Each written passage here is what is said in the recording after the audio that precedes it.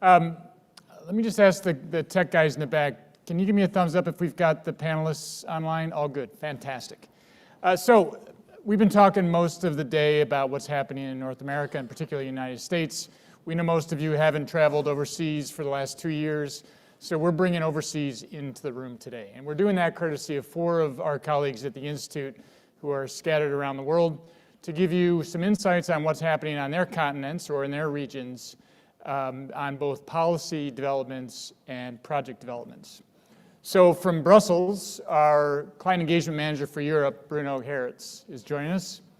From Dubai, Mohammad, Zahra, our head of the Middle East North Africa region, is joining us. Mohammad's staying up late, and getting up quite early is Yi Wu. Yi's based in Beijing, and she's a client engagement lead for China. And then Apantis is our general manager for commercial, who's based in Brisbane, Australia. So all of you, thanks for joining us today. We're really keen to hear what you have to say. And I know with only 10 minutes, there's a limited amount of information that you can provide, but would love to hear highlights from each of you on what's happening in both policy and on projects. And we're going to go from, we're going to move east from here. So we're going to start with Bruno, go to Mohammad, then to Yi, and finish up with Alex. So Bruno, over to you. Thank you. Good afternoon, all. Can you hear me okay? Just fine. Excellent. Okay, well, as Jeff said, Bruno Gerrits, Brussels based in Belgium. I work as a client engagement manager here in Europe. Summarizing European CCS developments in 8 minutes will be hard, so let me dive straight in. I think you can see a map on screen, the map of Europe. As you can see there, most of the commercial scale project activity in Europe is centered around the North Sea. There are projects developing. Hey, Bruno, in the UK. Bruno, hang on just a minute. We're going to see if we can get that map up. If we can just get Bruno on the screen with the map, that would be great.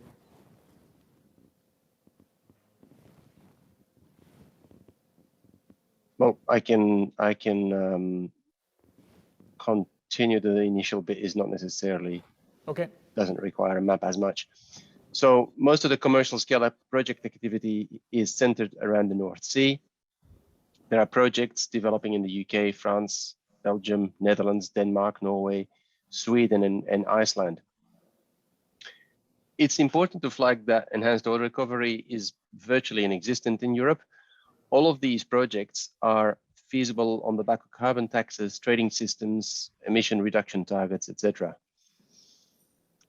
Now, admittedly, most of the project, and I'm not sure if you can see the map yet, Jeff? No. Not yet, okay. Most of the projects, you'll see them in a minute, the blue dots are still in development.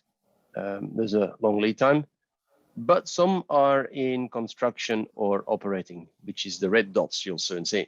And 2 of them, Sleipner and Snøhvit, have been operational for many years. Sleipner is west of Norway, middle of the North Sea, started operating in 1996. Over the past 26 years, it has injected about 20 million tons of CO2 without adverse effects or known leaks. To put that into perspective, that's the equivalent of the annual emissions of US cities like Columbus, Portland, or Indianapolis. This is a great promotion for CCS in a continent with a population, to say it mildly, environmentally sensitive. Essentially, we've got 3 countries racing ahead in the North Sea: UK, West, Norway, North, and the Netherlands, a bit more east. Recently, though, Denmark has also emerged, and it's coming up very strongly from behind. There we go. Coming up very strongly from behind with significant progress being made there too, and I'll expand on all of these countries. There's further activity in many other European countries. I mentioned some, and then further south as well, you see some dots there, mainly driven by individual companies working on their emission reductions and or applying for funding from the EU Innovation Fund. So first, the UK. It's not very big, it seems, the map, but I'm sure you can make out. There are several clusters being developed. The UK funding model is to fund 2 clusters to be operational by 2025, and in phase 2, a further 2 clusters by 2030. Last year, they selected the first phase clusters, Hynet, which is mid-west coast near Liverpool, and then the east coast cluster, mid-east coast for phase 1. The Scottish Acorn project, the most northern blue dot you can see there, is considered a backup cluster for that phase 1. So what's new now is that the various companies operating in each of these clusters have applied for and been evaluated for eligibility. So recently, in March, a list of about 40 eligible companies has been made public. And these companies are now in negotiations, so that it's crunch time. They're in negotiations with the government for funding.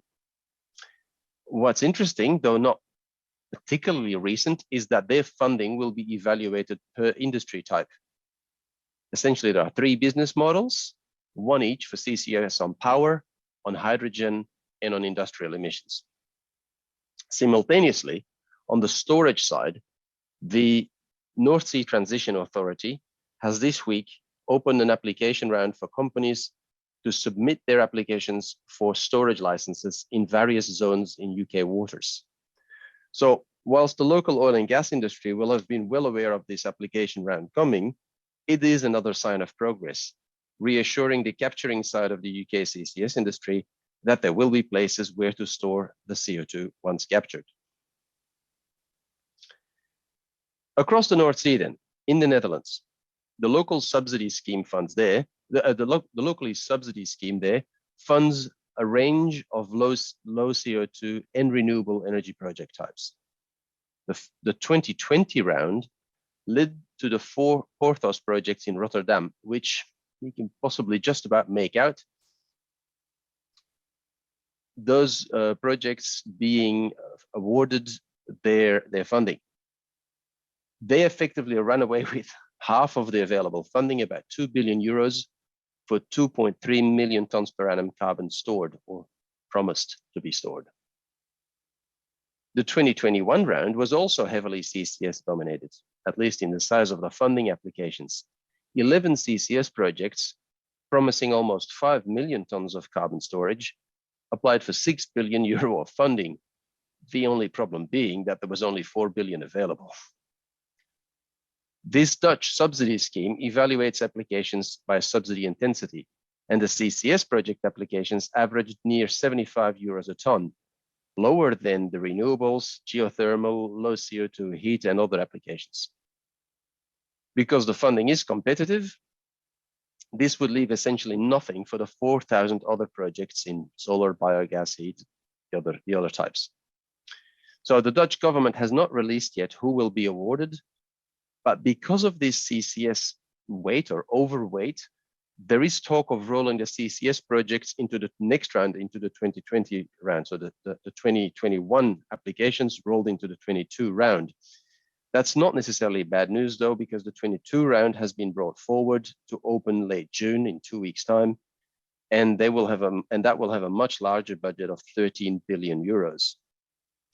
Now, one small point about that 70 euros a ton, that would come on top of the Dutch carbon price, currently, on top of the ETS price, the European carbon price, currently 85 euros a ton. But don't simply add these up to come to some break-even estimate. The calculations are a bit complex to explain here, but it's not quite 75 plus 85.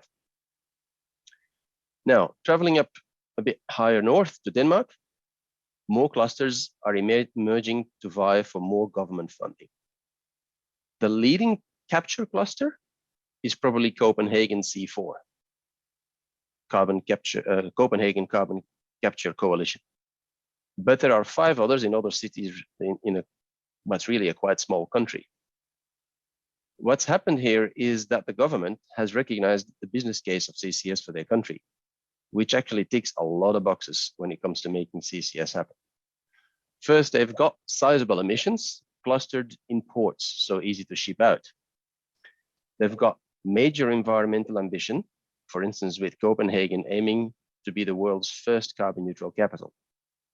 There is domestic offshore storage potential and 2 storage projects developing, green sand and Bifrost. There is an existing oil and gas industry with the people and expertise to make it happen.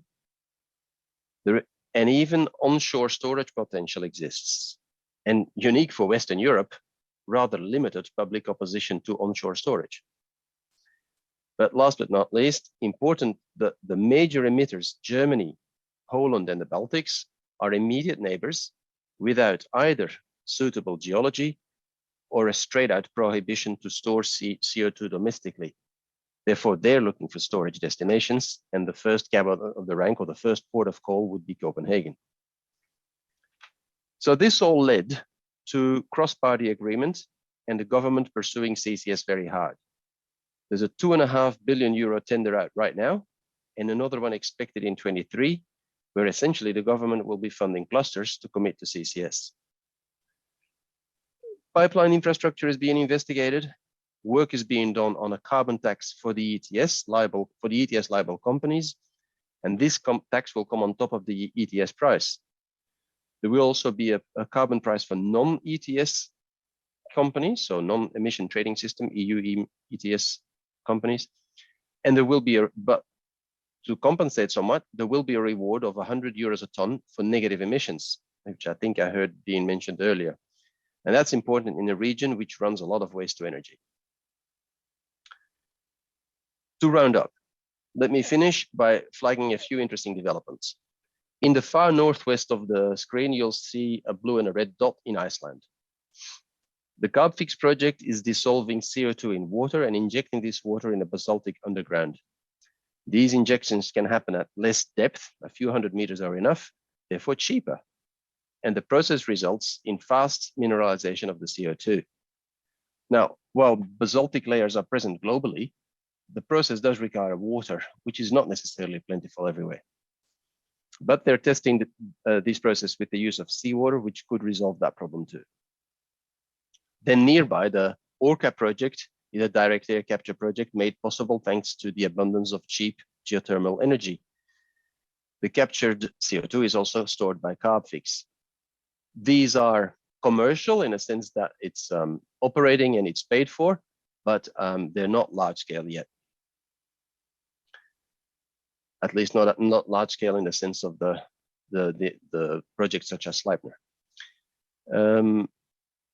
At the opposite side of the continent, down south, we see a blue dot where oil major Eni is developing the Ravenna project in the Adriatic. That project ticks a lot of boxes also, near shore, existing infrastructure, lots of big emitters nearby, but it's not just of interest to the Italian industry, it's also interesting for nearby countries, Slovenia, Croatia, and Greece. In Greece, however, and in other countries in the Black Sea and the Eastern Mediterranean, they're also exploring the potential of local CCS, many encouraged by the Innovation Fund. And I'll finish up with a brief word on that. The Innovation Fund is a big catalyst which funds projects from the proceeds of the emission trading system. It has a revenue of more than 25 billion between now and 2030. It does depend on the carbon price, so it does fluctuate. It has already awarded 4 projects in last year's round, with more being evaluated currently from the latest round. And these results are due in Q4 this year. So that rounds up my whirlwind of activity on our side of the pond. Thank you for your attention. Do I have any questions, or is there time for that? To the Middle East and hear from Mohammad, just with a summary, it sounds like there's a lot of activity going on in a lot of different countries. In Europe, we hear a lot about the UK, Norway, and the Netherlands, but it's obvious that almost continent-wide, there's a lot of activity and a lot of incentives and a lot of push from governments and funding opportunities. So thanks, great roundup for that. I think we've got our graphics squared away, and appreciate you being the guinea pig on that. So with that, I'd like to invite Mohammad Zahra in to talk about what's happening in the Middle East, North Africa region. Yeah, thank you, Jeff, and I'm happy to be with you with the DC Forum today. Talking about the MENA region, I'll try to cover 3 aspects. What's happening now what are the motivations for the CCUS, and where do we see the potential? As you can see on the map, we have few dots there. I want to start with the light blue, the En Salah popular project in Algeria, which has been operational for a long time and stopped in 2011 after concluding the scope of that project. So that has shown a case for injection of CO2 in the region. Then across and around the Gulf region, we have 3 operational projects.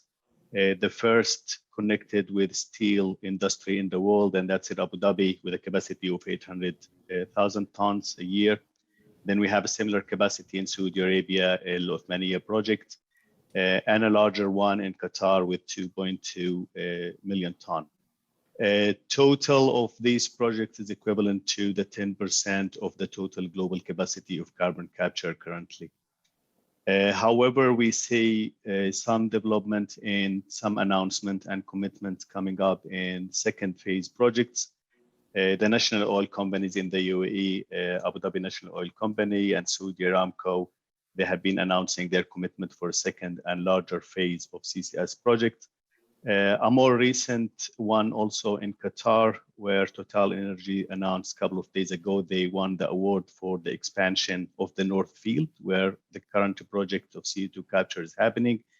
And that will be an expansion of LNG with a commitment of capturing up to 11 million tons per year by 2030 in that same field. So there's some good development and good projects happening in the region. And if we look at the motivation for that in a region with a history known for the oil and gas and as a supplier for the oil globally, and it's important here to appreciate the differences between the regions and even from one country to another. So the economy in most of the countries in the MENA region, especially around the Gulf states, is still very much dependent on the oil and gas sector. And the oil and gas has been a major push and the support for the CCS deployment in the region. 5 countries in the region already included CCS in their indices, and they have made public commitment on their future to cut down emissions by the deployment of CCS. In other countries like Oman, for example, there's a clear need for enhanced oil recovery. So that's another motive for CCS deployment. We have to understand also in the region, we're still seeing an industrial revolution and countries are going into more heavy industries. And this industry will come up with additional energy demand, but also an increase in the emissions like in the UAE and Saudi Arabia, Qatar, Bahrain, and all of these countries. So for that, there is a need for a major reduction of carbon emission, and CCS can be the solution for that.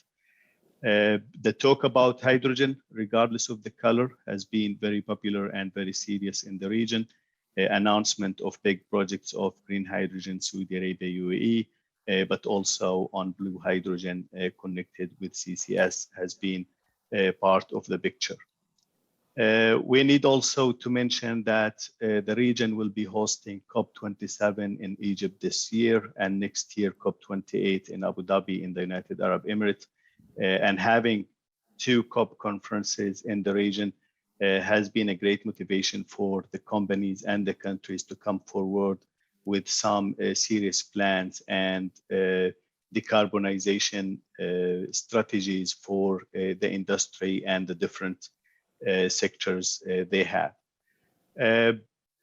Accelerating CCUS in the region has been adopted very well by the national oil companies, and they have been working on both advancing the technology, but also on scaling up the technology as well. If we look again at the map, we can highlight a couple of regions or areas within the MENA countries where we see very huge potential for hubs. And OGCI has conducted a study on that subject, but also the national oil companies have been evaluating the potential of the deployment of a CCUS hub. For example, if you look at the map in the Gulf region around the red dots in Saudi Arabia, Abu Dhabi, and Qatar, there are big industrial areas there. and they're currently evaluating the potential of having a CCUS hub there, which could be also integrated with hydrogen and maybe LNG. Another emerging region which of interest is north of Egypt in the Mediterranean Sea, where we have close proximity of the gas fields in Egypt and Israel. And there is some infrastructure already in place for gas transport. And that could also form an interesting area for a CCUS hub. And currently there are ongoing studies for evaluating that potential and some geological storage potential in these countries. So to conclude about the region, we see the interest there. There is a commitment.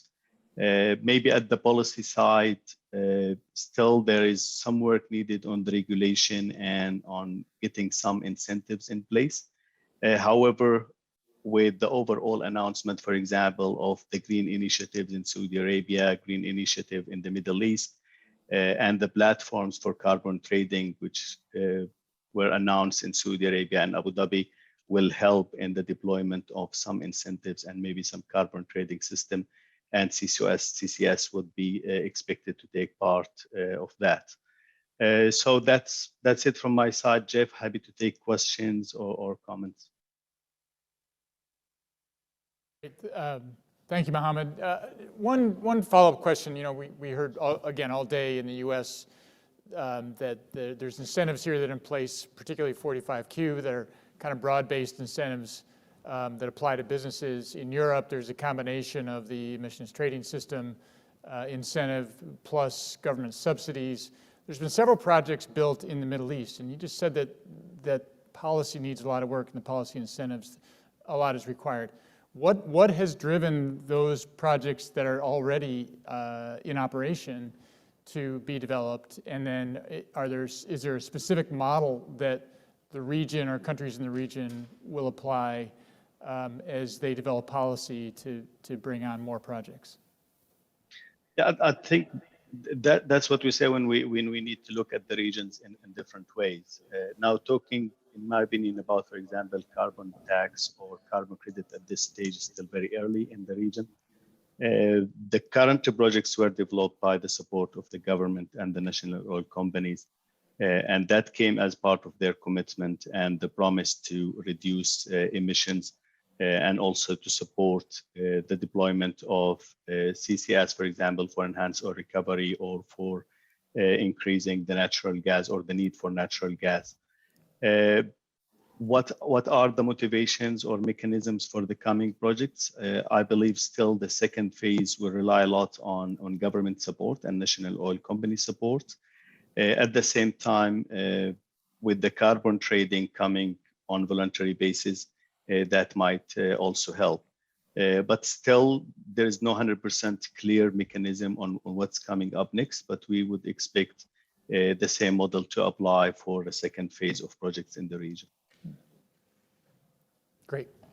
Thank you very much, Mohammad. Appreciate you staying up late for us this evening. Very much appreciated. We're going to move now to Beijing. And Yiwu is coming from us from downtown Beijing. It's very early in the morning there. Yi, is it 5 a.m. there yet? Not quite yet, right? No, it's 4:50 still. There we go. Well, thanks for being with us, and over to you for a summary of what's happening in China. Thank you, Jeff, and hello, everyone. Greetings from China. I'm Yi, based in Beijing. And thank you for having me here in this panel. And I hope that everyone enjoyed our DC forum and my part could further contribute to that. So what is happening in China? In general, China is turning its new climate commitment into actions, which is peaking CO2 emissions before 2030 and achieving carbon neutrality before 2060. It is usually called 30-60 goal or dual carbon targets. The country gradually formed a 1+N mechanism, where 1 means a guiding policy for achieving the 30-60 goal, and N means a series of subsector policies, such as energy, industry, finance, education, etc.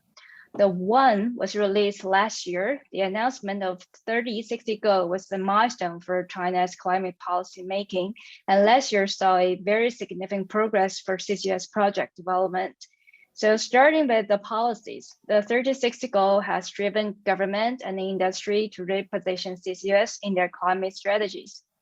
The one document has been published last year, along with the whole 1+N mechanism, laid the foundation for the commercial deployment of CCUS in the country. Now, CCUS is regarded as one of the essential technology approaches to achieve net zero for China. According to some estimates, CCUS will contribute an annual 600 to 1,400 million tons of emissions reduction by 2050 and an annual 1,000 to 1,800 million tons by 2060. And now CCUS is included in a couple of high-level climate policies documents released in the past 2 years, including its National 5-Year Plan, which is for the first time in the history, and the guiding policy documents of its 1+N mechanism. The key message is very clear that China will support integrated industrial scale demonstration projects between now and 2030, laying foundation for the preparation to achieving the net zero by 2060. Those policy documents also mention policy incentives for financial and R&D support for commercial or large-scale deployment. However, for some key policy incentives like linking CCUS into the national market, emissions trading market, or helping CCUS actors to access the low carbon loans or low carbon credits, there is no clear implementation rulebook or guidance yet. But we are expecting more detailed CCS policy instruments to announce in the next few years between the 14th 5-year plan period. As for the projects, as you may see from our map, the majority of current operational projects, even though totaled in around 50, but the majority is at demonstration or pilot stage. Only 6 of them are commercial and operational. Meanwhile, several megaton projects were announced since 2021. And China's first 1 million ton project just finished construction by Sinopec, a state-owned company, in last January, capturing CO2 from a petrochemical plant and using it for EOR. Other main state-owned enterprises, including China Petroleum, Huaneng, and China Energy, also announced integrated industrial scale projects, mostly in oil and gas or power industry. Also, Fortune 500 private companies also announced CCS project plans, either signed contracts with local governments or disclose their relevant business strategy to the public. And also other hard-to-abate sectors like cement, petrochemicals, and steel are demonstrating or considering CCUS in the 14th 5-year plan period, which is from 2021 to 2025. So looking ahead, lack of policy incentives and regulatory framework remains a major challenge for China to deploy CCS commercial facilities. However, we also see that a lot of newcomers are joining the circle, including standards developers, regulatory agencies, and financial institutes, which is really a good sign for the commercial deployment. CCUS is one of the most prominent areas for international collaboration within climate change, including technical and non-technical exchange. The project experiences in the US will also greatly benefit our China's new project developers. So there will be huge opportunities in China. For example, the surging need for advanced technology and equipment to reduce your project costs or energy consumption, or the need for knowledge exchange among researchers and engineers, and even some of our Chinese partners, companies, stakeholders, showed interest in developing or participating in international projects as well. So if you have any specific questions regarding CCUS in China, please let us know. We're happy to help. So any questions, Jeff? No, that's great. Thank you, Yi. And worth noting that Yi's colleague in Beijing is a gentleman named Xiaoliang Yang, probably familiar to some of you. He spent some time at WRI. He's working with Yi to both build the Institute's presence there, but also more importantly to kind of work on deploying carbon capture more broadly. There are a couple things, Yi, that you said that just jumped out at me. One is that there are 50 projects in China that are currently operating. Most of them are small, most of them are demonstration projects, but and we only talk about 6 as being commercial scale. but enormous opportunity there. And I think I also heard you say that by 2050, there'll be 600 million tons to 1,400 million tons per year of CO2 captured in China. So enormous opportunity there. I wonder if you could just spend a minute talking about a more near-term opportunity, and that's with the emissions trading system there. Can you just talk a bit about what industries that covers and if and how carbon capture might play into that in the future? Yeah, thank you, Jeff. So ETS, or the National Emissions Trading Market, is launched in 2017, but this trading wasn't operational until last July. And now it first starts with more than 2,000 power plants or power companies in the sector, which is around 4 billion tons of emissions. It's like roughly 40% of annual emissions in the whole country. So basically, it might be the world's largest carbon market. In the meantime, the previous 7 regional pilots are still running in parallel, and local emitters in those pilots regions are still regulated by their local markets. Also, those local emitters are in various sectors as well. However, some of those power plants are gradually shifting to the national market. And the ministry in charge also stated that this working on expanding the market to other sectors, especially in sectors like steel and cement. And by yesterday, the latest average carbon price per ton was $8.8. Yeah, 8.8 by 16 June. And so there is some discussion around how to link CCUS into this market, but there's no protocol or methodology to include current carbon units reduced by the CCS now. And also, other than carbon emissions allowances, actually CCER, or China's Certified Emissions Reduction, is in full, which indicates voluntary emissions actions certified by government, which is largely regarded as one of the most potential tools to drive CCS. And in the past, it usually covers activities like renewable energy, forestry, waste to energy projects, etc.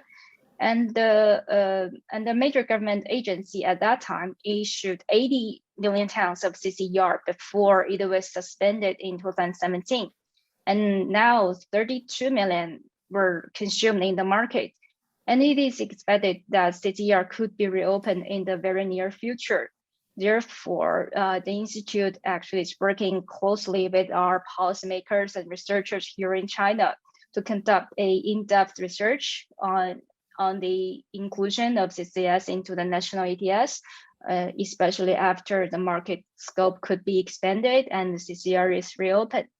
And we are hoping that we could publish a report on this topic later this year, and hoping to provide more policy options, especially more feasible one for policymakers to consider. So keep an eye on our website.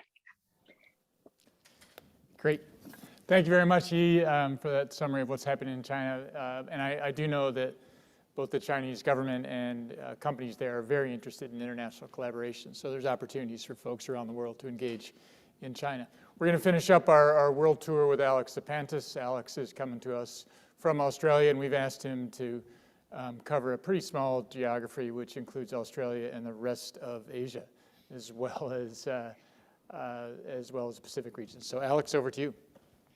Thanks, Jeff. Thanks for that introduction. Very great pleasure, of course, to be at the DC Forum, virtually coming to you from beautiful southeast Queensland, where the sun is rising over another blue sunny day. So this region is dominated by developing economies with relatively rapid population and GDP growth, and similarly rapid energy demand growth that currently is being met predominantly by fossil fuels for both power and in industry. So CCS is really important in this region to achieve global climate targets. This fundamental demand has initiated significant new CCS project activity in the Asian region over the past few years. And this activity has been led mostly, but not entirely, by the oil and gas industry. It's becoming increasingly visible as projects and studies are announced. So in many respects, we're seeing a similar mode of expansion for CCS in Southeast Asia as we've seen elsewhere in the world. It has just started later. And the policy support in most parts of Asia is not yet as significant as it is, particularly in Europe and even in the United States. So today there's only one commercial CCS project which is operating, and that's the Gorgon project, operated by Chevron and their JV partners, which is located on Barrow Island, just off the northwest coast of Australia. And there's another one in construction. This one's being developed by Santos, their Moomba project, which is in South Australia. Both are storing reservoir carbon dioxide associated with natural gas production. To date, Gorgon has stored well in excess of 5 million tonnes of carbon dioxide, and Moomba is expected to come online in 2024, so really quite soon. When operating at nameplate capacity, they will each store about 3.5 or 1.7 million tonnes of carbon dioxide respectively each year. So Gorgon 3.5 to 4, and Moomba has a nameplate capacity of 1.7. So there's significant scale attached to both of these projects. Also in Australia is the CTSCO project. This is a large pilot scale post-combustion capture project from a coal power station. It's moving towards FID right now. The Chinese company Huaneng is their capture technology partner, and this project could supply carbon dioxide to an enhanced oil recovery project, which is being developed by a company called Bridgeport Energy and their partners to the east of the Moomba project.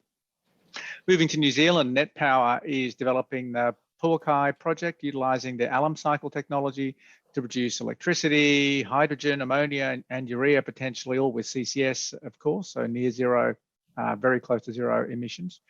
But we're also starting to see activity in the the developing nations in Asia, which is extremely pleasing. So in Indonesia, for example, BP has announced a Tangguh project around their LNG plant of the same name. Repsol is developing the Sakakamang CCS project. Once again, this project associated with natural gas production. And a consortium of JOGMEC, Mitsubishi Corporation, the Bandung Institute of Technology, and PT Panka Amara Utama, hope I said that correctly, are studying capture and storage of carbon dioxide from an ammonia plant in central Sulawesi. In Malaysia, Petronas is working on a capture and storage of reservoir carbon dioxide from their Kasawari gas field, which is off the coast of Sarawak. So there are several significant projects in development, and I'm sure there are actually several more that are in earlier stages that haven't yet been announced. In addition to these individual capture and storage projects, we're also starting to see the rise of CCS hubs or networks in this region in a similar manner to what is occurring in Europe and North America. The most advanced, I guess, would be the CarbonNet project, which is on the southeast coast of Australia in Victoria. This project aims to establish carbon dioxide transport and storage infrastructure with storage in the Gippsland Basin, which is just off the southeast coast of mainland Australia to the east of Melbourne. This basin is one of the world's best geological storage resources, with an estimated capacity measured in tens of billions of tonnes conservatively. Hence, it's attracted quite a lot of attention in terms of being a storage resource that would service a CCS network in Victoria. In fact, the project has attracted investment from a consortium of Japanese companies with support from the Japanese, the Australian, and the Victorian state governments in the hydrogen energy supply chain demonstration project. So in February this year, the HESC project successfully demonstrated the production of hydrogen via gasification of Victorian brown coal and the first shipment of liquid hydrogen from Victoria to Japan on a purpose-built ship called the Suiso Frontier, and that was successfully completed. That consortium is now considering whether or not to advance to a commercial project, a full-scale commercial project that would utilize CO2 storage resources developed by the CarbonNet project to establish a commercial near zero emission hydrogen production facility in Victoria to supply the Japanese market. Other hubs, networks that are in play are those, for example, as part of Santos's 3-hub strategy, which it announced earlier this year, or last year, in fact. So it's going to be studying 3 potential hubs, one in central, one in southeast, and one in Western Australia. And under this strategy, they've already commenced the front-end engineering and design for their Bayu Undan CCS project, which would take carbon dioxide from Darwin in Australia's north and store it in depleted gas fields south of East Timor, using an existing pipeline that is now redundant. Also in Australia, BP, Woodside and MENA are conducting a feasibility study for a CCS network on the northwest Australian coast, and a consortium involving Woodside, Santos, ENI, INPEX and others is conducting a similar study to the north of Australia based around Darwin predominantly. Joint ventures are clearly a feature of CCS project developments, and more general collaboration between companies to develop CCS opportunities is also evident. So for example, Petronas and POSCO have signed an agreement to jointly develop CCS technologies and identify carbon dioxide storage solutions in Malaysia. And all of this activity has been driven really, I think, by the fundamental demand for emissions reductions and the opportunity for CCS to help meet that demand. But government policy is also playing a key role in removing barriers to investment and supporting the business case for that investment. So for example, the Australian government has developed a technology investment strategy that includes CCS and clean hydrogen, amongst other things, which provides around $300 million total in support for CCS and for hubs. It also recently established a method to allow verified abatement from CCS to generate Australian carbon credit units, which will provide a source of revenue for CCS value chains for stored carbon dioxide. The Japanese and the Indonesian governments are each developing comprehensive legislation to regulate the geological storage of CO2. So there's much to be optimistic about, but there is still a very large gap between the investment in CCS in the region required to achieve our climate ambitions and the investment that's actually occurring. The majority of nations in this region are yet to develop any CCS projects.